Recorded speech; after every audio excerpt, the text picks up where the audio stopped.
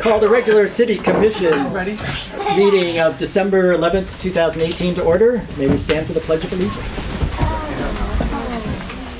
I pledge allegiance to the flag of the United States of America and to the republic for which it stands, one nation, under God, indivisible, with liberty and justice for all. You guys did a great job. So much better. Amy, will you call the roll, please? Commissioner Kuzak? Here. Commissioner Perry? Commissioner Scott? Here. Commissioner Wall? Here. Mayor Metzger? Here. Okay, we shall start with public discussion items not on the agenda. Anybody have anything for us? Come forward. Name and address, please. Ted Zachary, 68 Devonshire, Pleasant Ridge. I'm going to talk, I'm on the Environmental Action Committee, so I just want to talk about a couple of things very briefly, real short. It's about membership to the Pleasant Ridge Environmental Action Committee. If you want to be on the committee, you have to be, one, concerned about the environment, and you're going to do something about it. That's it. Well, For example, that bottle of water that you're drinking, you're going to make sure that that bottle gets recycled. If you do that, you're on the committee. Okay. Congratulations. And kids, when you're out in the field and you're drinking water bottle, if you recycle it, you're doing something for the environment, you're on the committee. Congratulations. Right. Okay. and you get a hat, just like that. Speaking of the hat, Christmas time, there's a lot of presents. Yeah. I hope there's a lot of presents for you guys. And remember, this is the message I have, that I want to make sure that something is done. That's my part. I'm doing something. I'm saying, get that wrapping paper and those boxes in the container where it belongs at the curb during recycling time. That's it. Any questions? No. Keep on recycling. Save the earth. Thank you. Thank you. Thank you. Very good.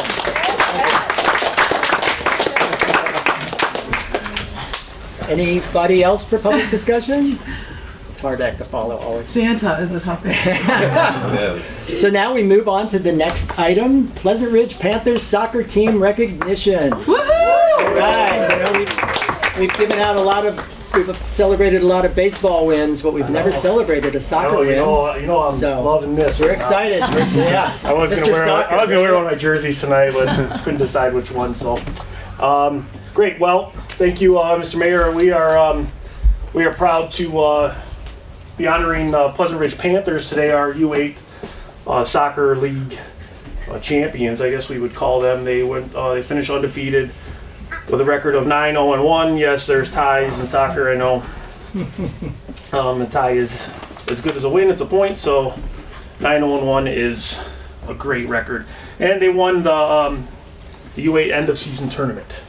So, you know, it's great to say they won, they're winners in this, but they, you know, great team. As long as the kids are progressing, getting better, learning the sport, that's what we're here for. I want to introduce the coach, John Blaze.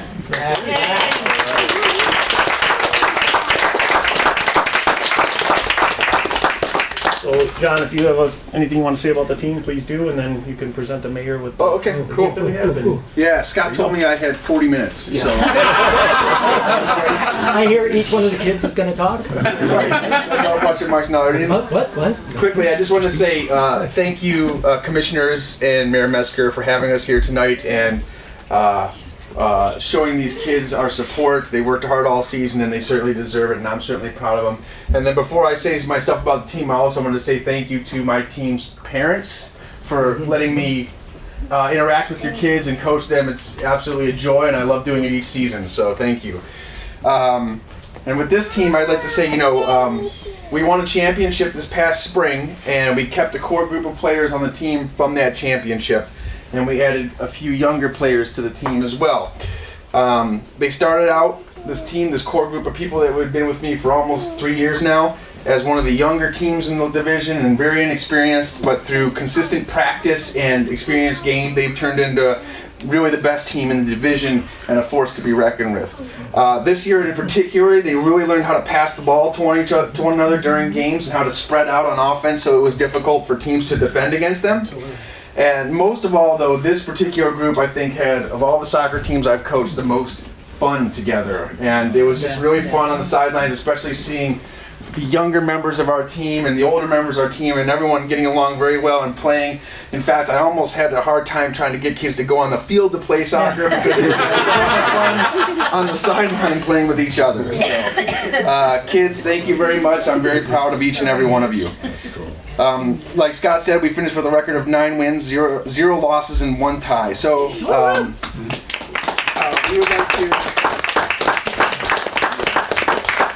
we would like to present to Mayor Metzger this Panthers jersey, number 10. I wore blue just because. There you go, man. Oh, thank you. I love it. I've gotten to see my granddaughter in this for so much, I thought I'd love to have my own. There you go. All right. Nice. Huh?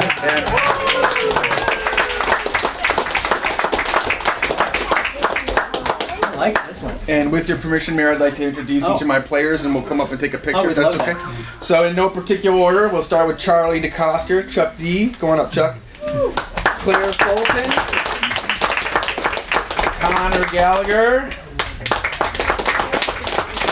Harper Marvar,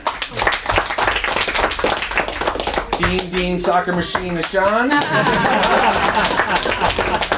Christian Urso, who, by the way, Christian is our goal leader for the team.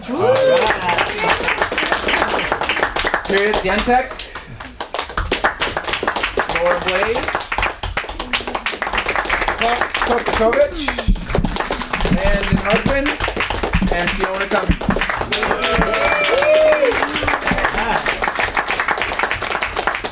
Guys, let's step up here and let's have a picture for our parents. There you go. Let's see if we can get some of you guys to come and stand Come up. on, Commissioner, stand up. Oh, stand There we up. go, and then You don't get a shirt, you get to stand up. Oh, thank you. It's all You guys, right. you can squeeze together. Here we go.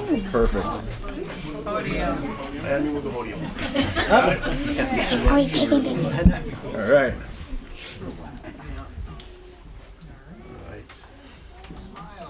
Trust and proof right there.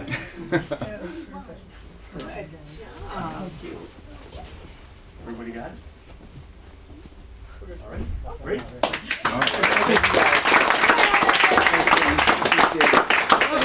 I just want to say I saw John in action and I'm always amazed. I thank you for all your That's all these patience kids. and the work that you've done. Well, I It's a appreciate it. terrific Thank you job. very much Thank you.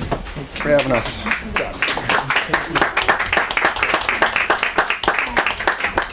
I also want to thank John. He's one of our great coaches. He coaches baseball, he's soccer, and anytime we need something, we can definitely call on him. Just a real quick. About 5 years ago, U.S. Soccer changed the way these little guys play. They used to play what they call zone soccer, and if you don't know what that is, they painted 2 lines on the going almost split the field in 3s, and the kids, that's where they played. They played in their zone. So you ran up and down the field, and you stayed in these areas, and it was really to teach kids how to spread out. But what it taught them was how to just stay in their zone. And literally, the ball would be on the line, and 2 kids would be looking at it, one from each zone, and it set us back, another 10 years teaching kids soccer. So they changed to what we call a small-sided field now, where now they play 5 kids are out there and a goalie for these U8s. The U6 kids play 3-on-3, no goalies, and that's really revolutionized the way kids are learning soccer in this nation now, because there's space for them to run around. There's, the goalies are out there now with the U8s, and it allowed them to put 2 of these fields in a regular size field, so you could all of a sudden just turn your goalposts and put fields all over the place, and it made it real easy for everybody to fit kids in, because the sport is just booming. I mean, it's, there's more kids that play soccer than just about every sport combined. Because, it's easy to, I shouldn't say it's easy to play, it's easy access to play. You need a ball and you need a foot and you can go. So, stick with it, guys, and we appreciate you coming out today, and we thank all the parents too. And that's about it. Thank you, John. Congratulations.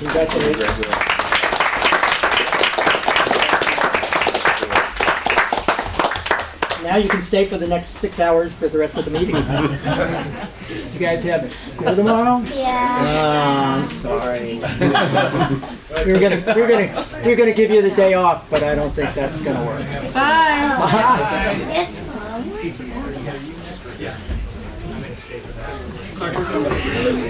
Now just our part. You can stay back here.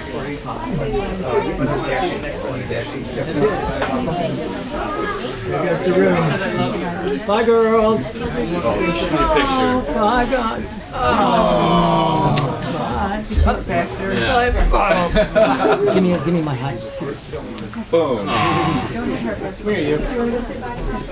I don't get a goodbye from Violet. Violet. All right. Nothing from Violet. It's okay. Is she? No. I love the red lips. Oh, Violet. It's okay.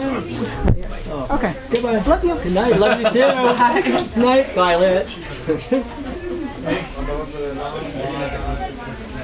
That's fine. Hey.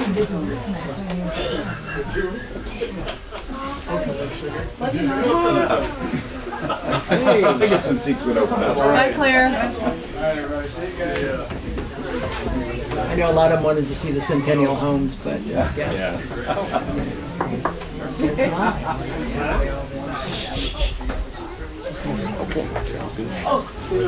Nice to see you. What are you doing? You're sitting on my pen.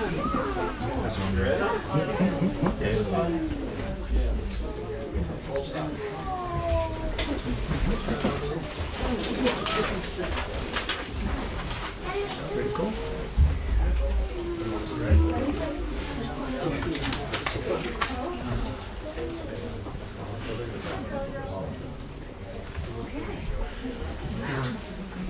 Yeah. Does Tiger roll like this? Okay. That works. No, that's over. That's fine. That's fine. That was cute. All right. Moving on to the next item. Centennial Homes presentation. John? Oh, good. I'm John Wright from the Pleasant Ridge Historical Commission, and John, let's move you up, okay. just so that, I'm sorry, when you're talking, you'll be out of the way of the camera. This is the clicker, so in order to move forward, you're gonna hit that. So it's left and right to move your Okay. slides back and forth, okay? That button right here. Oh, okay. So that one will move you. Oh, very good. Okay, so you just wanna click that one. Well, imagine 100 years ago, a lot of vacant fields around here, and we still had Woodward Avenue going northward. And in 1918, we had 8 new homes in Pleasant Ridge, and 2 on Kensington, a new one on Norwich, 3 on Oakland Park, and 1 on Ridge Road, and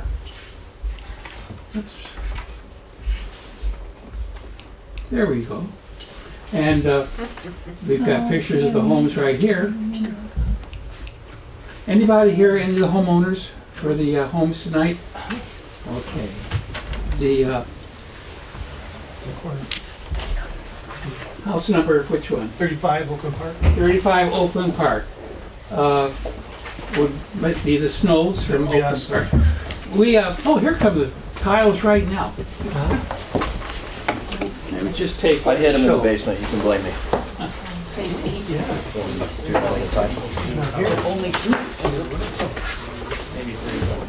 To honor our 100-year homes, our centennial homes, we have a beautiful Quabic tile from the historic Quabic pottery. And this is not 100 years old, but I think they've been around for about 100 years. And so if the Snows could come up, we'd like to present you with your Centennial Tower.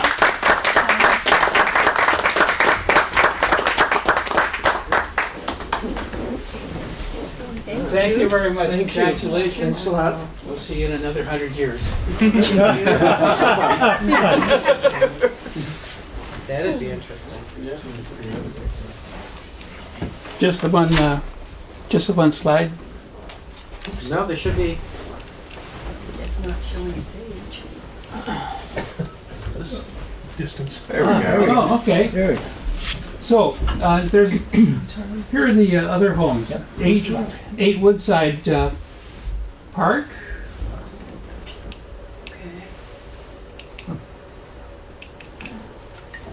Tell you what, John. Yeah, Just let me know when you want to move forward, okay. and I'll get you the next slide. The next one, 13 Oakland Park. And the next one is 14 Ridge Road. Very distinctive roof on that. I understand at one time they were thinking of making that part of the wreck back a number of years ago. Our next home, Centennial home, is 15 Oakland Park. And then the next one, 19 Norwich. And 35 Oakland Park. And 79 Kensington. And then 81 Kensington. Newport.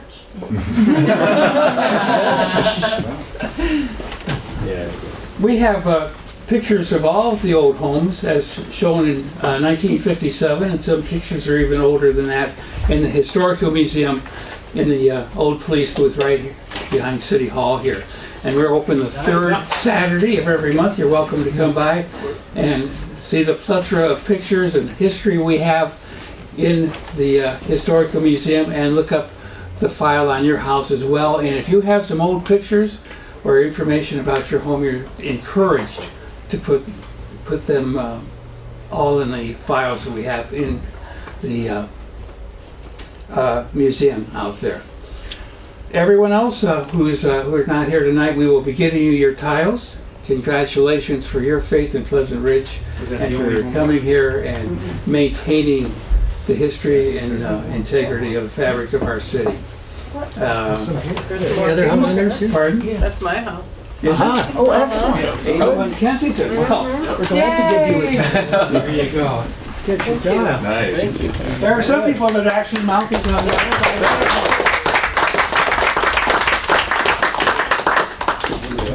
All right, is that our only homeowner, John?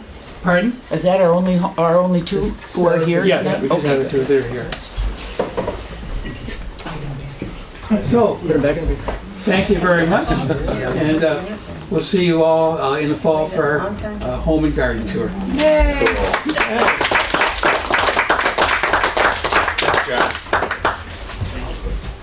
Thanks very much, John. Congratulations to all. All right. That's a cool tile. It is. It really is. Can't be flattered. Okay, the next item on the agenda is receiving filing of the audit of the city's financial statements for the fiscal year ended June 30th, 2018. Dane Porter is here to give us a... No, I'm not Dane. no, I'm sorry. Dane was here last year. Dane was for me. here. I'm Aaron Stevens. I'm with Stevens Curve Sorry. Tucker.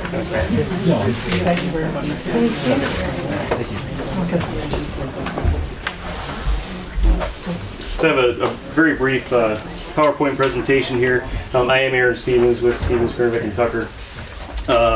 Our thanks to the folks from Plant Moran, the Plant Moran Governmental Accounting Practice, for their courtesy, cooperation, and assistance, as well as the city staff. We know we're a disruption to their normal schedule, and we do appreciate the help that we get while we're out in the field. What I plan to do tonight is focus on the independent auditor's report, as well as the general fund of the city, and I won't go through the specific financial statements themselves. We did that an hour and a half ago or so. So I've just highlighted a few things here. But I always like to remind everyone when I present an audit report that the objective or purpose of an audit is to express opinions on the financial statements. The purpose of an audit is not to detect fraud or give you an opinion on your internal controls. Fraud detection, deterrence, and prevention, as well as sound internal controls, are the responsibility of management. In addition, management is also responsible for the preparation and fair presentation of the financial statements. So they're your financial statements, they're not ours, and management is responsible for that preparation and presentation. Our responsibility, as I've said, is to express opinions on the financial statements based on our audit. And these are sentences pulled right out of the independent auditor's report that we issue on the financial statements. And again, the purpose is to express opinions, and here they are. In our opinion, the financial statements referred to above present fairly in all material respects. That is what we refer to as an unmodified opinion. That is a clean opinion. It's the highest level of assurance that we can provide for a set of financial statements. And that's really what you want to see as a commission. It's an unmodified opinion. In the bound audit reports that you received on pages 3 through 4 and 6 and 7, we have the governmental funds financial statements presented. And again, I just highlighted a few things with charts and graphs. This is a 5-year bar graph of the general fund revenues, expenditures, and total fund balance. As you can see, you have an upward trend in the overall activity in terms of total revenue and total expenditures, but also an upward trend in the fund balance. So you've improved your fund balance over the past 4 years. 2014 is the only year that expenditures exceeded revenues in the last five years. As of June 30th, 2018, your total fund balance was $776,182. The unassigned portion of that was $724,814, and that represents approximately 26% of your expenditures and other financing uses. The Government Finance Officers Association recommends that you maintain a fund balance in your general fund at a minimum of 2 months of normal operations. And so 2 out of 12 months is about 17%, and you're at about 26. So excellent financial position for the general fund. We have a pie chart here that details the composition of your general fund revenues, and of course the largest source of revenue for the city is property taxes at 69%. And it was very similar in the previous year. I believe it was at 70% in 2017. Here is another bar graph that shows you just how consistently property taxes is the most, they're the highest percentage of your revenues. These are in terms of dollars actually, and you can see that property tax bar, that orange-ish colored bar, is always the most significant portion of your revenues. And then for the general fund expenditures, the two largest functions here, public safety at 46%, and that is followed by general government at 24%. Again, fairly consistent with the previous year, and you can see that there. So in fact, for the last 3 years, those are the two largest functions for the city in terms of dollars spent.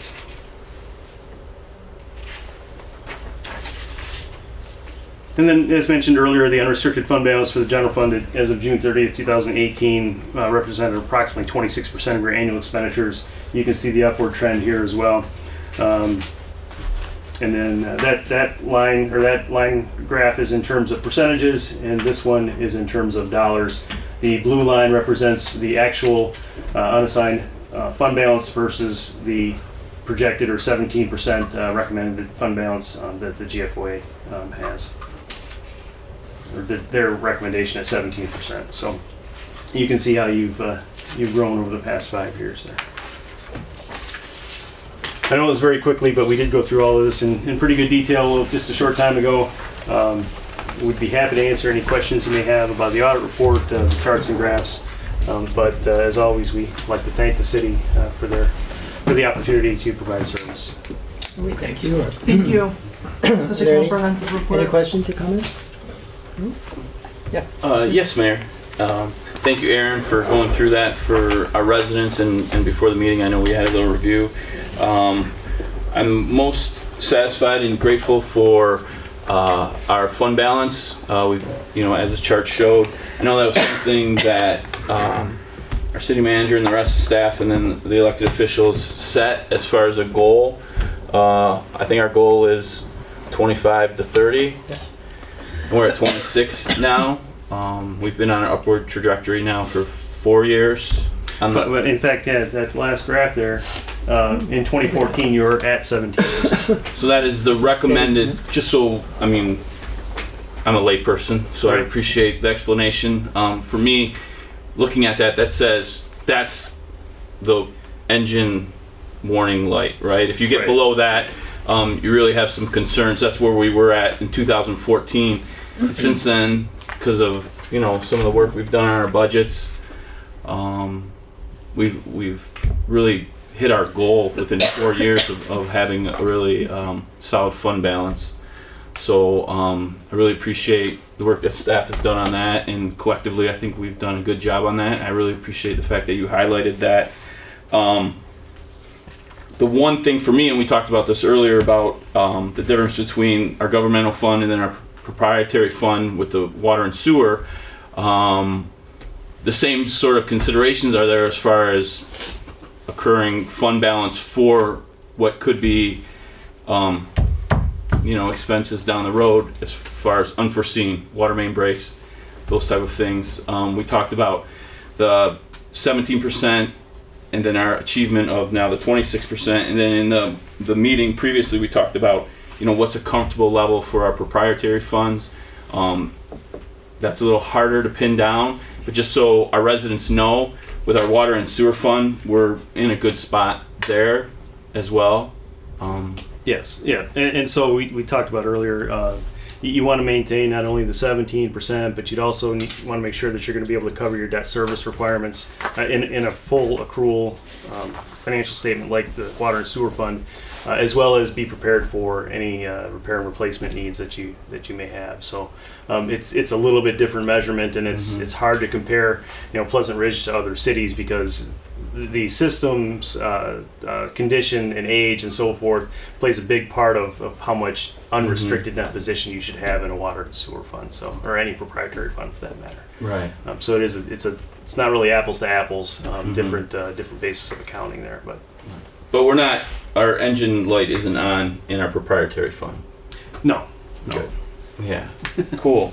And then as far as our pension and our OPEB liabilities, we've actually increased our position in relation to what we owe our liabilities because of, you know, we passed the police pension millage. We made some other adjustments, but as far as our OPEB, you know, our healthcare responsibilities and our pension liabilities, we're in very good shape. I mean, so this year you had to implement GASB Statement 75, and so what that means is you have to recognize the full obligation or liability for healthcare, retiree healthcare. And so that's new. So that has, we had to restate beginning equity or net position, and you took a hit on the front end on that. But you know, you've got a plan for it. You're making strides, especially with the millage. That helps, but that's going to take a few years for that measurement to catch up, and to be able to recognize that those additional contributions from an accounting standpoint. So, but you're positioned well. All right, great. I like hearing that. So, but I really appreciate the work you've done. Carolyn and Brian, you know, worked with Aaron to, you know, from the impression is I was pretty cooperative. Oh, absolutely. Yeah, Cool. We appreciate their help. All right. So I appreciate your help in presenting this, what I would consider a very, you know, Very positive. happy audit for all of us. Yeah. Thank you. Thank you. Thanks, Aaron. All right. Okay, let's move on to governmental reports. My assumption is we may have. I'm What? sorry. Is receiving file the Oh, I'm so sorry.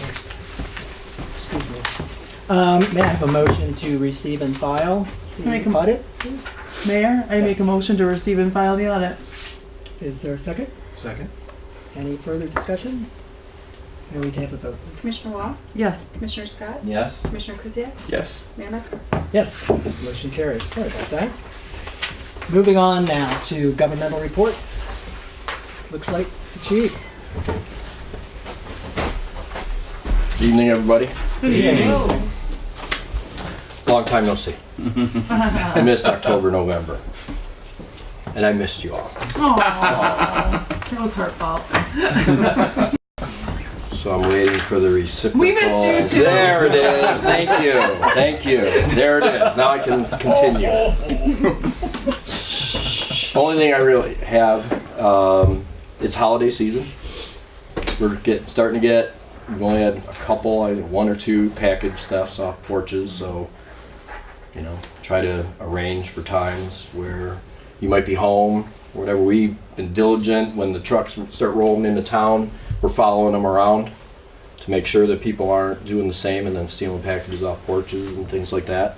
Thank you. But if you can get them to the back door, or your neighbor, if you know people are retired or something like that, to pick it up. I know if I see packages at my neighbors, I just go and grab them and let them know that I have them or whatever. So hopefully your neighbors, that you get along with all of them and that they can do the same for you.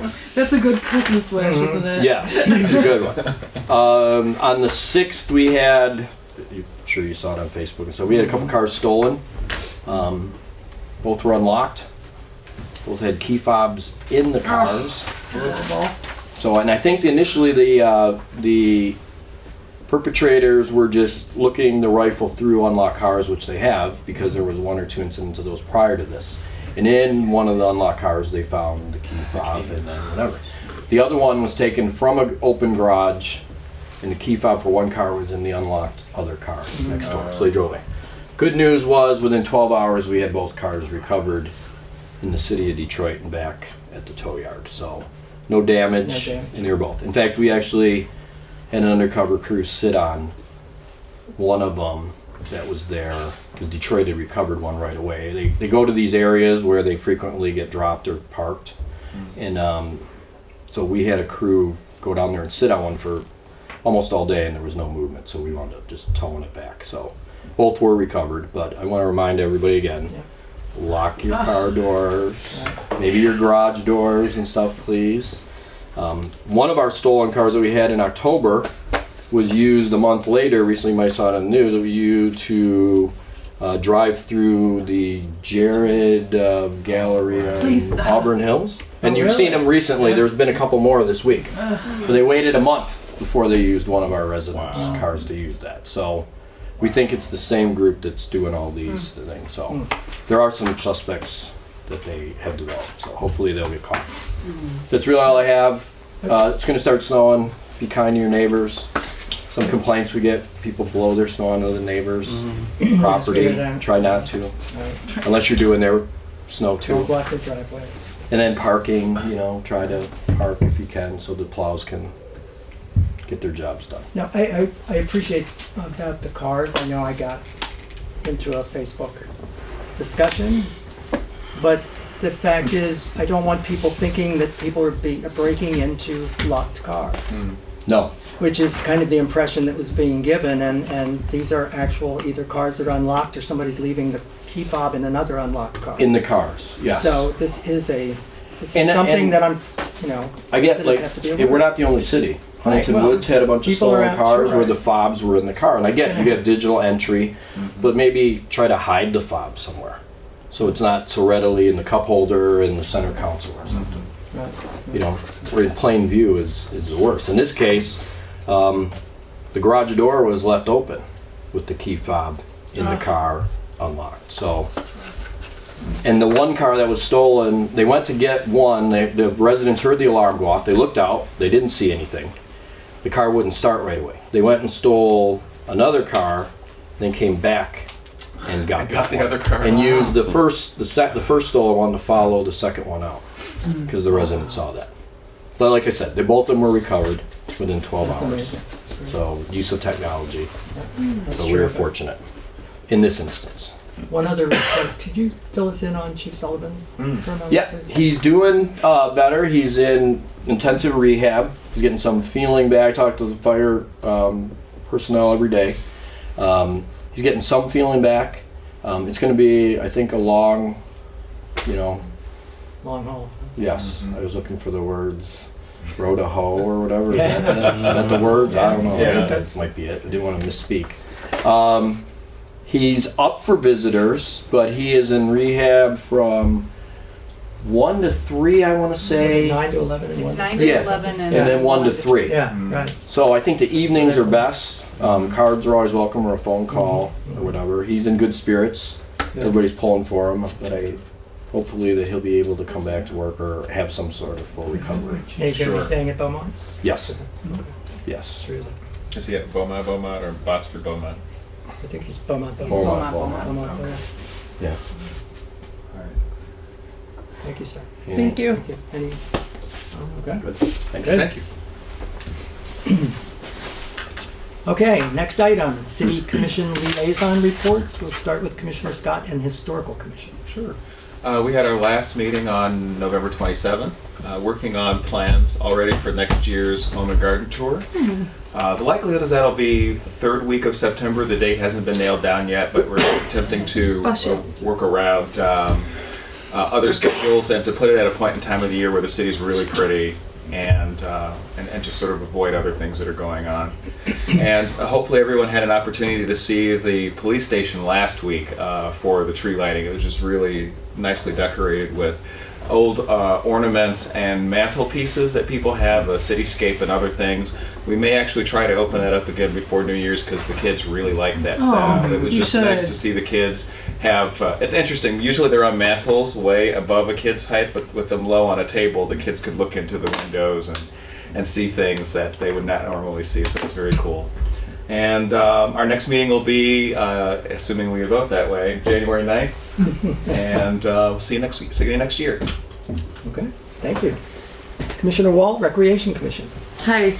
Okay, so we have letters to Santa. The deadline is this Friday, December. Oh my gosh, Friday the 13th. Oh. Everyone has to make sure and get their letters to Santa by then. 50 Plus Club, Mad Hatter, and holiday shopping in downtown Birmingham, December 19th, 10:30. Cost is $6 for transportation. Lunch and shopping cost is on your own. Get your wellness center fob if you don't have it. That way the holiday hours will not affect your workout routine. The wellness center is open from 5 to midnight, 365 days a year. Our next rec commission meeting will be next year. Such a big statement, isn't it? Sounds lofty. January 30th, Wednesday. So we feel free to come to that. A nice job, everyone, on the holiday tree lighting and everything. That was lovely. Yeah, Good turnout. We ran out of hot chocolate. That's an indicator. I know you have something to say. It's a good indicator of success. And Scott has something to give an update about the wellness center. Or not the wellness center, the big rec room. Right. So as everybody probably knows that the room's been under renovation since about Labor Day. And we are just about complete, I'll say 95%. It's like these things that have been kind of hanging out there now for a while. We're still waiting to get the roll-up garage door. Just talked to the contractor. He said that that's expecting to arrive around Christmas time. So as soon as that comes in, they'll install. That'll be a couple days to install it. Some additional lighting that was along the two walls are like spotlights. Those are in. There's just was an issue with mounting them the way the ceiling is, so they're figuring that out. We have the large curtain that's going to be covering up those glass doors. Those are being fabricated right now, and they should be in soon. We're expecting all these things like hopefully within the next couple weeks. The longest thing that probably is going to be there's a roll up like window that for between the kitchen and the room that we had to make some changes to kind of late in the game, so that one's going to be a little bit longer, but as soon as that gets in, we're just to be about done. So the room's been used. The garden club used it for their large event the other day, and The feedback was so good on that. Yeah. Everyone loved it. and we used it for our Breakfast with Santa. was breakfast great. Santa, which we Looked had wonderful. 110 people at. Wow. Yeah. So, and the same with the tree lighting. We went through 300 cups of hot chocolate like that, 100 cups of coffee. It was. Yeah, we couldn't get them Huge away from there success. to come over to the I know, tree. that's right. We were, me and the mayor, Sitting there as I said, drinking their they're not chocolate. coming over. So, it was a little chilly, and Just like- whatnot. And the pictures of Santa went great. So, I think we took 70 pictures here that night, and then we took another 45 at the top party. So, Wow. there's people are coming to events, and Yeah. we're gonna keep having them. So check your Ridger and in the website and come join us. And thank you for all your Oh, no problem. all the Enjoyed work it. that It you was do. fun. I mean, always behind the scenes, but running around, Yeah, usually like flipping switches and chicken with my head cut off, right? Controlled chaos. It's like well, controlled and then, chaos. and The then, pool is controlled and then chaos, having to right? switch from an outdoor Santa to an indoor Yeah, that Santa was- at the yeah. last minute too. Yeah, so, but we got it. yeah. We're able to. We're able to take the pictures ourselves now instead of hiring somebody. So that's the nice thing about that, to be able to move around. So it was a good time. Yeah. Kids had fun. So Thank you. good. Thank you. Thanks so much. All right. Next, Commissioner Krzyjak with Ferndale Public Schools. Thank you, Mayor. Yes, the Ferndale School Board meeting of November kicked off with the Ferndale High School rep. Her name is Zoe Butters, Pleasant Ridge resident, and she informed those in attendance that Ferndale High School had 28 new National Honor Society inductees, so they were very proud of that. The juniors were doing the practice SAT, and she also informed us that Stella Johnstone, who's the volleyball coach, she led the team to the district championship, so everybody was really proud about that. After Zoe, Sydney Embry got up and talked about goings on at University High School. Sydney told us about a student council money and food drive for the homeless that was very successful. She also talked about the Student Pipeline Club. This sounded like a really nice student body run club. It's where students past and present work together to kind of navigate what they're going to do after their time at University High School, whether it's job placement or college. Sound like a really good program that they have at the University High School. And also they did an anti-bullying day where they focused on kind words and social emotional learning, focusing on empathy and standing up for those who maybe in the past would be picked on, but sound like a great opportunity to practice social emotional learning there at the University High School. After Sydney, we had the Superintendent's Excellence Award. This is a really heartwarming part of the meeting. Every month, there's 2 students that are picked by the superintendent for recognition.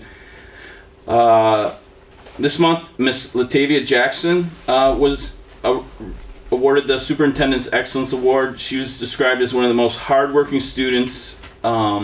She's extremely positive. She has a strong desire to achieve. She was also described as a light in the school, so and a positive voice for all the young people. So very well-deserved recognition there. Also, Catrice Leonard at Upper Elementary was recognized as a hard worker, constantly giving her best, exemplifies kindness, always checks on her fellow students. I love that, and embodies what it means to be a great human being. So, I mean, she's got to figure it out already. That's pretty much what you got to do.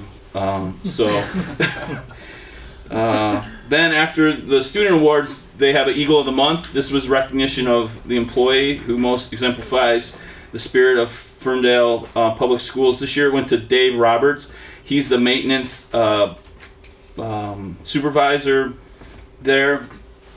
They announced that when they track their work orders as far as building maintenance and stuff, Ferndale comes out in the top 20% of maintenance programs in the country. So that was something that was highlighted there. After Eagle of the Month, they go to Building Pride and they talked about CASA. This is a great a jewel of Ferndale School District. There's many districts that send kids to CASA. Last year they had 339 students. This year 370. So they're growing. These are all different classes. They have AP research classes, international medicine and global health. A lot of exciting classes going on over there. And the Japanese class from CASA will be traveling to Japan next year. So they're really excited about that.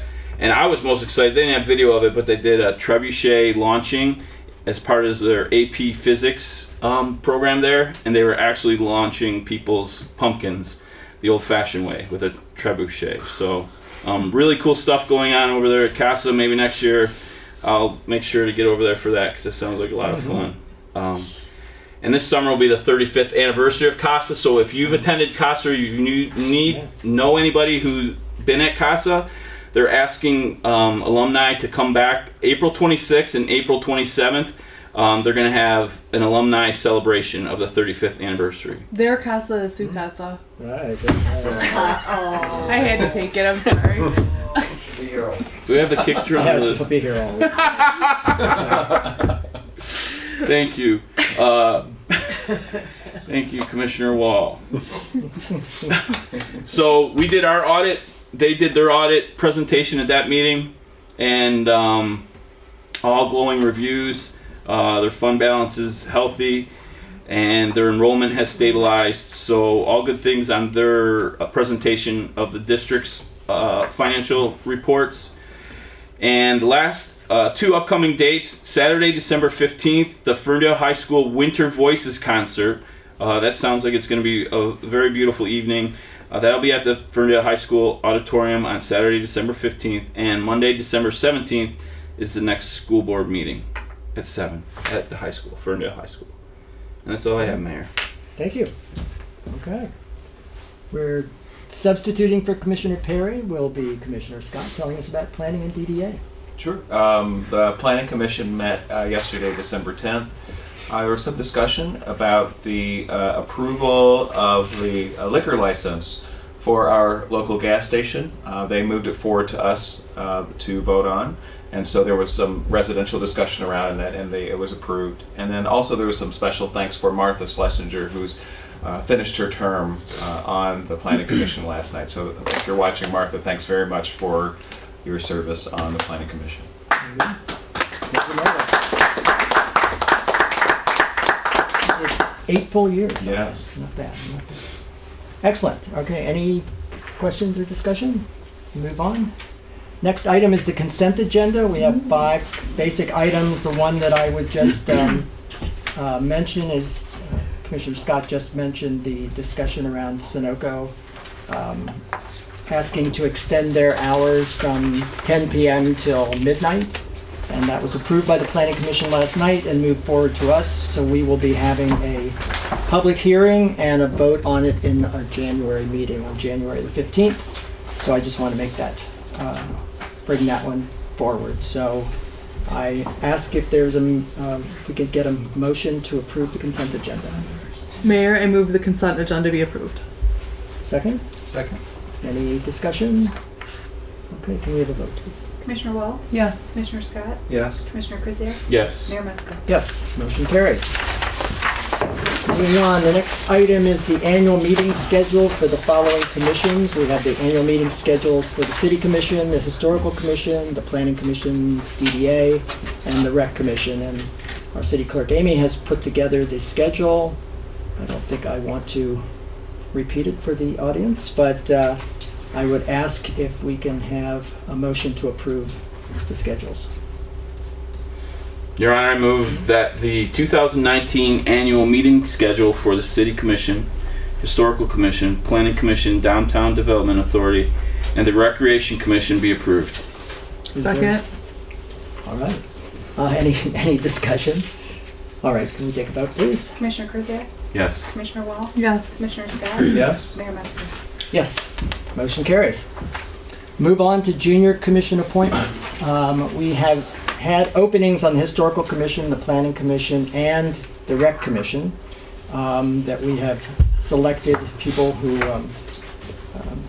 Commissioner Krzyjak will be giving the final choices, but I just want to take a moment and thank all the people who have put in their applications. We had a tremendous number of applicants, really good applicants who took a great deal of time filling out their applications, talking about their experience, why they wanted to participate. Each one reiterating what it means to live in Pleasant Ridge and how important it is to be part of the city and to want to give back to the city. So I just want to recognize, even if you did not get, if your name is not read, we thank you, and we will certainly keep your names on file, and when openings arise again, we will reach out to you and see if you still want to be considered. So please don't hesitate to stay, to keep in there, and if anybody else wants to get on the list for further openings as they come along, please do so. But again, thanks to everybody who applied, and there will always be other opportunities. There may be some other short-term commissions or short-term opportunities coming up, so we will be reaching out to those people. So just because we're not chosen today doesn't mean you're off the hook. So I'm going to ask Commissioner Krzyjak to read the selections. Mayor, I move that the appointment to the Pleasant Ridge Historical Commission of Mr. Nick Kokotovich, Lisa Wetson, and Samantha Chapman to full terms to expire December 31st, 2021, and the appointment of Jackie Huffman to fill a partial term to expire December 31st, 2019, be approved. Second. Any discussion? Have a vote? Commissioner Krzyjak? Yes. Commissioner Scott? Yes. Commissioner Wall? Yes. Mayor Metzger? Yes, motion carries. Your Honor, I move that the appointments to the Pleasant Ridge Planning Commission, Downtown Development Authority of Miss Patricia Corrigan, Mr. Tom Troiter, and Alex Belak to full terms to expire December 31st, 2021, be approved. Second. Vote? Commissioner, excuse me, Krzyjak? Yes. Commissioner Wall? Yes. Commissioner Scott? Yes. Mayor Metzger? Yes, motion carries. Your Honor, I move that the appointments to the Pleasant Ridge Recreation Commission of Miss Esther Wiener, Jay Ahmad, and Barbara Rosamond Stokes to full terms to expire December 31st, 2021, and the appointment of Al Kazakowski to fill a partial term to expire December 31st, 2020, be approved. Second. Okay. Vote? Commissioner Krzyjak? Yes. Commissioner Scott? Yes. Commissioner Wall? Yes. Mayor Metzger? Yes, motion carries. Congratulations to all who were chosen, and we look forward to working with you in the coming year. It's exciting. Yep. Okay, next item. Resolution regarding Proposal 18-1, the Michigan Regulation and Taxation of Marijuana Act. Just as preface, as you know, the recreational marijuana legislation was passed overwhelmingly in November. Pleasant Ridge was certainly on board, I think about a 75% approval. And now the discussion is whether communities will be, over the next year, the state will be writing up regulations, working on regulations going forward. Communities have to decide whether they're going to opt out or opt in, basically, or opt in by not opting out, right? Which would then open up to various marijuana businesses locating in the community. And so we've kind of asked Greg Need, our city attorney, and Jim Bruckman to start to look at these issues. And so, Jim, if you just want to say a few words, I didn't. Sure. The resolution in the packet would direct staff to begin to write an ordinance prohibiting these. I think we want to maybe take a step back from that and take a little deeper dive into the law to try to understand and bring forward what exactly this 9-page law in very small type is setting up. We have a year, basically, to decide what we want to do. The law gives the state a year from its passage to come up with the licensing and requirements, because all of these marijuana facilities, businesses, have to be licensed by the state.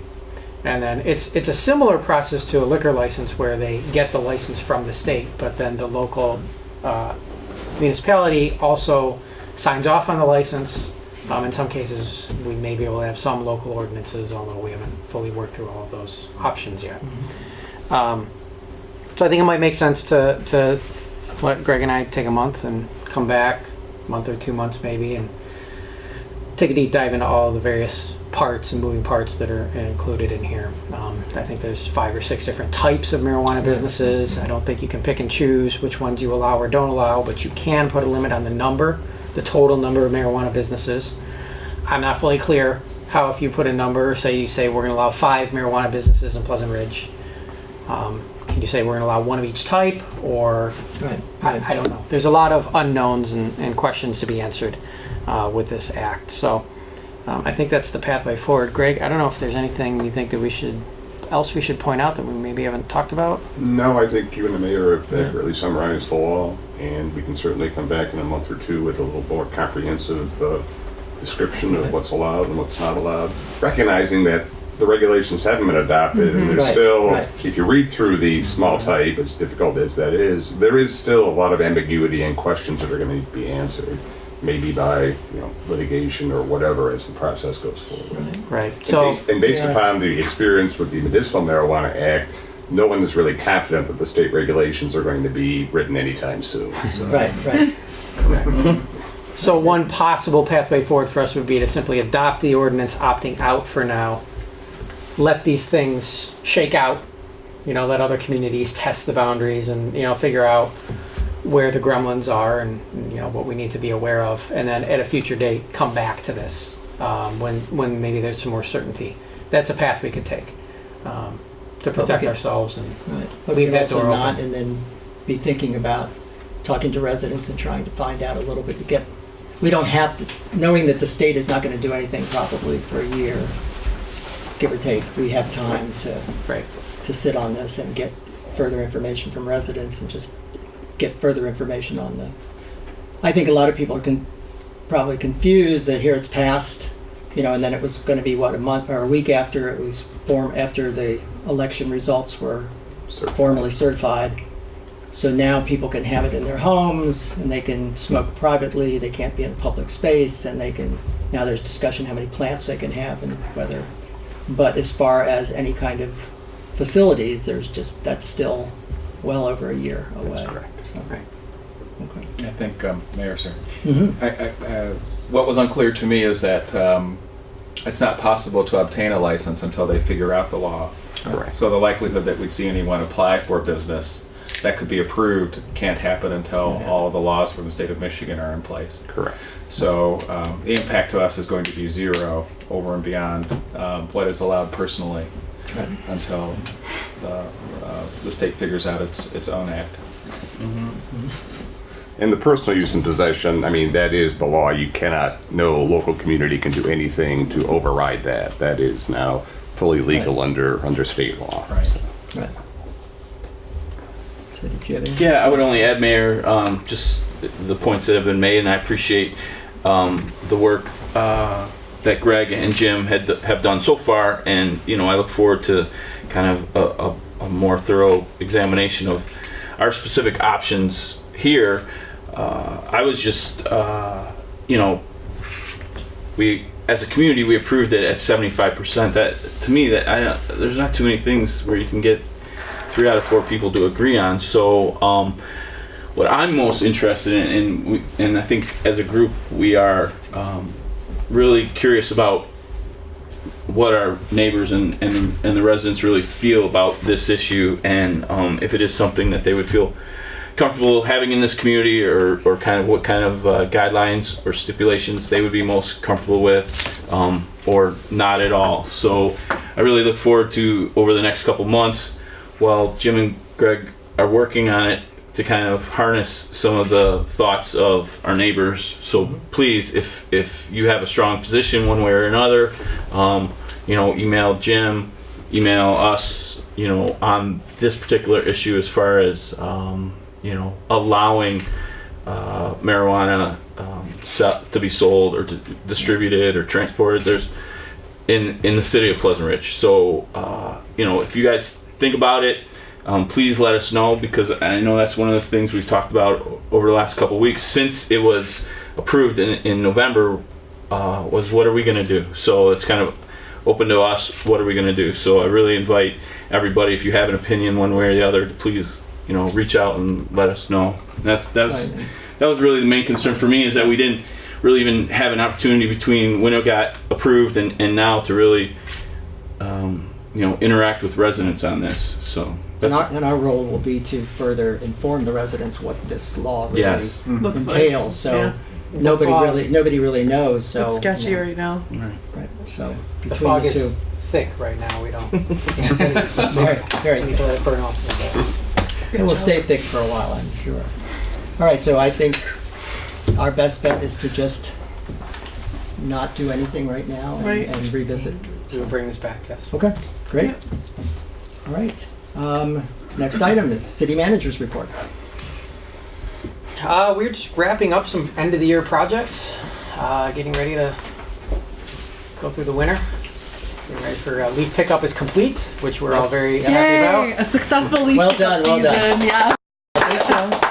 This was the best leaf pickup season we've had since I've been here. It was awesome. Yeah, so that was very, Great. It was very an awesome good. pickup. It was. Label it. But no, that's it. That's all I have. If you have any questions about anything happening around the city, I'd be happy to answer them. But And we can bag leaves till the 17th? Is that Yes. what it's Last okay. day. So one, last day is the 17th. Okay. So next Monday, Next Monday is the last pickup. last of opportunity to bags. put bagged leaves out for compost pickup. Okay. Or anything for compost pickup for Right, that matter. right. Okay. Any? Do you mind going over the pink dots? I know you. Sure. On the city's website, and we push it out to the Facebook page, we are getting ready. We're doing prep work for a sidewalk replacement project next summer. We're focusing on the east side in 2019. The plan is to then come and focus on the west side in 2020. We picked the east side first because we inventoried defective sidewalks a few years ago initially, and basically the east side had more defective flags per, 10 or 100 sidewalk flags. There's just more defective flags over there than there were on the west side, so we're starting on the east side with that replacement project. The pink dots are the city engineer. They're going out now and doing the detailed evaluation of the sidewalks based on our replacement criteria. Those are all on the website. And if there's a pink dot, they're identifying that's a flag that the city's going to replace. It's going to be done at the city's cost. Most cities assess the property owner when they replace the sidewalk flags, but the city here has long taken on replacement for sidewalks as part of street projects, and so from just a fairness perspective, we're going to keep that going and do replacement of defective flags at the city's cost. The intent is to then, and we think this will be the case, but we just need to get a contractor on board, is to see if they will extend the bid pricing if homeowners want to add on additional sidewalk work at the city's bid price. So the residents shall get a good price for the sidewalk replacement if they want to go over and beyond what the city is replacing, just for whatever reason. Some flags may not be perfect but aren't defective under our criteria, so we may not be replacing them. A homeowner may want to do those. So we hope to make that available, and we'll communicate that next year once we get that all worked out and in place with the contractor. Another thing that we didn't get into on the website is that Consumers is going to be replacing a number of gas leads, and this is throughout the city next year, not just on the east side, but they're going to be doing a number of gas lead replacements. Some streets have had this, Woodward Heights, and then the streets that were reconstructed recently, Hanover, Norwich, Oxford, Cambridge. Consumers came in before those projects and replaced a number of gas leads to the houses. And that work requires them to take out some sidewalk flags for them to then replace those sidewalk flags at their expense. So our plan is to let Consumers get in, do their damage, do their replacement, and then we will do our sidewalk project after that, just to make sure that we're not replacing a flag that then Consumers comes and takes out for their project. That would be a waste. So we're probably looking at midsummer to early fall for when this project would go forward next year, based on Consumers being in town and letting them get finished and get out. But again, we'll work out all those details once we get this bid out. Cool. Excellent. Excellent. Okay. Thank you. Any other questions for Jim? Yeah. One thing real quick. Leaf season's over. Now we'll be going into snow removal season. So you notice, there was some salt on the roads, the last couple weeks. It's a different color. It's usually like a blue or a white. It's got a brownish tint to it this time. That's the delivery that we got. It's dyed so you can see it, basically, for the road.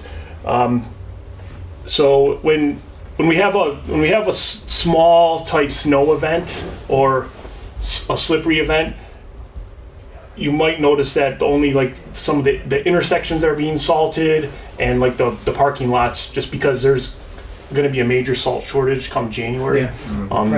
Prices are ton were last year $62 a ton. This year they're $125. Wow. So they can't mine enough. There's problems in the mines, all kinds of issues. So just always drive careful in the winter. Once the snow hits, we'll be doing our plowing and our regular salting, but you will probably notice that. So just be safe. Yeah, we're all set. We have our amount of salt ordered that we're guaranteed a certain amount, and I shouldn't say guaranteed, but the cities get like first dibs on it. Municipalities for when there is a shortage, and then the contractors are after that. So we'll have plenty. It's just last year we were pretty close, because from November to January we had, I think there was like 17 days that we had to salt. It was a lot. And at the end of the season last year, we were only salting intersections to get through. Yeah. And it actually worked. It does. Yeah, it does work, because I mean that's where you're stopping. That's where you would notice your slippage. So just it's kind of wanted to get it out there for people. Just always be safe, and we're not like short straw in anything, but if that's all we need to do, then that's what we're going to do. And again, during ice events, last week it was very icy. We will salt. Yeah, they'll hit everything. Yeah. Okay. Yeah. But the one thing that I had probably about 10 people ask about is, why is it brown? Because they thought they were mixing sand with it, because that's something common that's done up north, but they don't do that around here. So it's just the dye that was put in there, so you can see it. So good clarification. Scott, can we also make sure to tell people there will not be a little truck that goes down the sidewalk brushing Right. Yes. Snow away. It is the responsibility of homeowners. The city stopped sidewalk snow removal. What, in 10 years now, maybe? Everybody remembers it. It was a long. People seem to think it's every year. It was stopped the previous year, but it's been about 10 years now, and so please. And Tim will not be out there. So get out there, and you shovel your sidewalks, and understand that when that plow truck is coming down the street, the snow has to go somewhere, and usually it's an open space. So the open space are typically your driveways. So it's going to push it, and you'll have a little bit of snow on there. So just get it out. If you're elderly and can't do it, ask your neighbor. They'll be glad to help you, and have a safe snow season. So thank you. Thanks. Cool. Any other questions or comments? All right, let's move on. Other business. Let's see a book. No book this month. We're giving book club the month of December off to spend with friends and family. It's a considerate book club. Yes, it's very considerate. We'll be starting up again in January, and there's also some scuttlebutt about moving the day to we have been doing the second Wednesday of every month, so there's consideration of moving it to the third Wednesday. So if you have an opinion on that as well, please let us know. If I could add in other business today, I spoke to our state representative, Robert Wittenberg, today, and he was very concerned about some of the goings on in Lansing since the lame duck session has been convened, and I share some of those concerns. I know there's others in this community who share those concerns as well. There's a whole list of bills that are pending that are basically waiting the governor's signature. Things that are, in my opinion, punitive and vindictive and undemocratic. I'm sure many of you know what is being considered. Some are outright rejections of bills that were passed by consent of the voters in November, specifically the minimum wage rollback, the earned paid sick time rollback.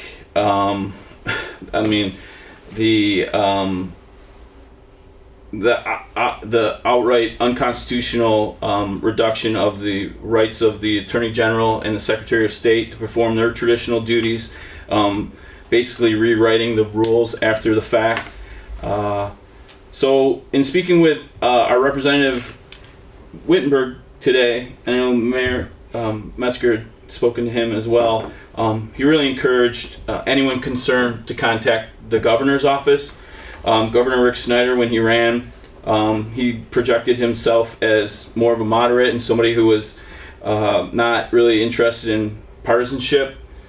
As he leaves office here, this is his really last opportunity to prove himself in that regard, and I hope he does so on a number of these bills. So just what Robert communicated, and I know others in the community, please, if you're concerned at all about what's going on in Lansing, contact Governor Rick Snyder and tell him that you disapprove of what the Republican House and Senate have been doing in the lame duck session. You can go to, you can email him at governorsoffice@michigan.gov, or you can call the phone number 517-373-3400, and I doubt you'll speak to him directly. I don't know if he'll pick up the phone, but I'm sure there'll be somebody there to record your opinion on the matter. So in my mind, this is a crucial part of democracy. It's not about just voting,